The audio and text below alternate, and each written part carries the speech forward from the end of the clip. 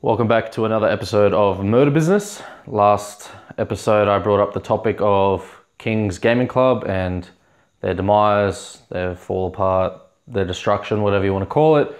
They're no longer around, but I did mention at the end of the last video that I was probably going to speak about greyhounds, and that's what I'm going to do today. So the topic I want to raise with the greyhounds is on a very similar issue as King's, and that is, where's the money coming from? Basically was the main point of focus last time, and that's where I'll be focusing again. So from all reports and from the word on the street, Greyhounds is funded by family money. Now, whether that's true or not, who knows? But if that is the case, that is quite worrying.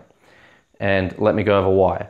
So there's a lot of money being thrown at it. The CSGO team is on a salary, and I think that's quite common knowledge. They're on a decent wicket from my understanding, and that is taking a big portion of money every year on top of any kind of travel expenses, any extra gear. I know they were bought PCs when they first signed on.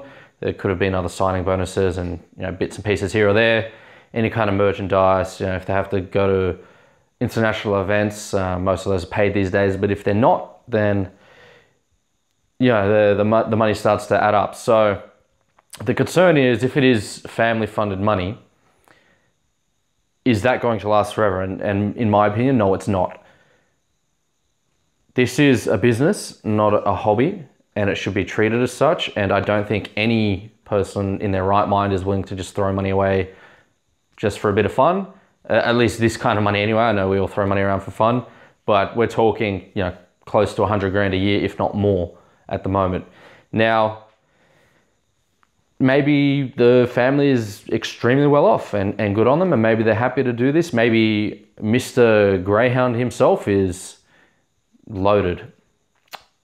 So let's take those elements out of the equation, and the money is just going to constantly be put forward.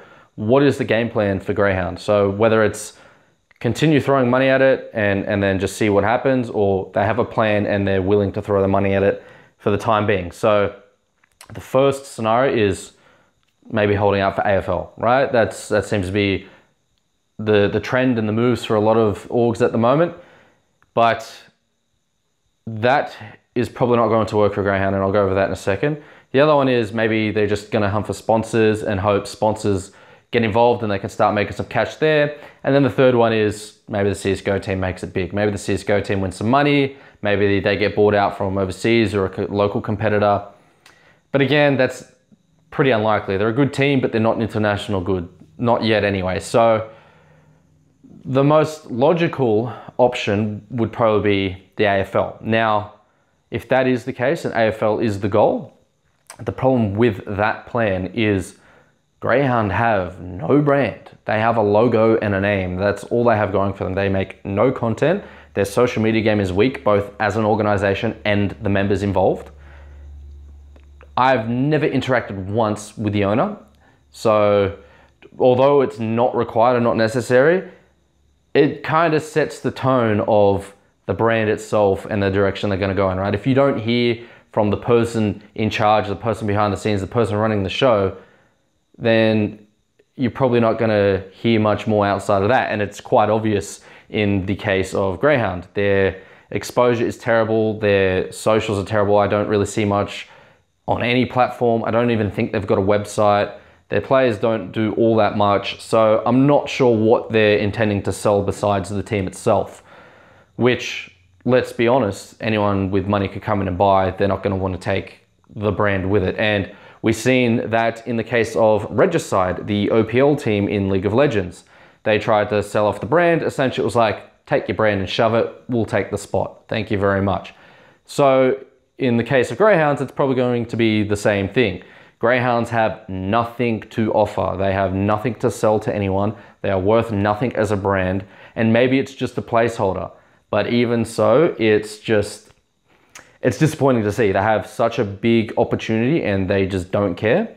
And that's cool if that's what you want to go for, but it just makes me think you're in it for the wrong reasons. And I think it's pretty obvious to everyone on the other side as well, if you want to stay involved or not, and is it worth investing in your brand because are you going to be involved?